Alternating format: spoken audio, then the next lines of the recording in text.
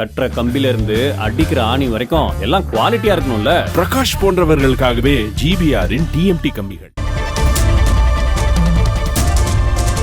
மதுரை காமராசர் பல்கலைக்கழக துணைவேந்தர் ஜெயக்குமார் ஆளுநருக்கு ராஜினாமா கடிதம் அனுப்பியுள்ளதாக தகவல் வெளியாகியுள்ளது. கடந்த 2002ஆம் ஆண்டு ஏப்ரல் 1ஆம் தேதி துணைவேந்தராக பொறுப்பேற்ற குமாரின் பதவிக்கால முடிவடைய இன்னும் 11 மாதங்கள் உள்ளன. கடந்த சில ஆண்டுகளாக காமராசர் பல்கலைக்கழகம் கடும் நிதி நெருக்கடியில் சிக்கி தவித்து வரும் சூழலில் ஊழியர்கள், பேராசிரியர்கள், முன்னாள் ஊழியர்கள் ஊதியம் மற்றும் ஓய்வூதியத்திற்காக பல்வேறு போராட்டங்களை நடத்தி வருகின்றனர். இந்த நெருக்கடிகள் காரணமாக துணைவேந்தர் குமார் கடும் மன உளைச்சலில் இருந்ததாகவும், எனவே உடல்நிலையை காரணம் காட்டி ஆளுநருக்கு பணி விலகல் கடிதம் அனுப்பியதாகவும் கூறப்படுகிறது.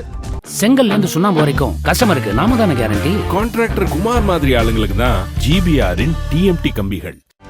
செய்திகளை உடனுக்குடனும் துல்லியமாகவும் தெரிந்து கொள்ள சப்ஸ்கிரைப் பண்ணுங்க.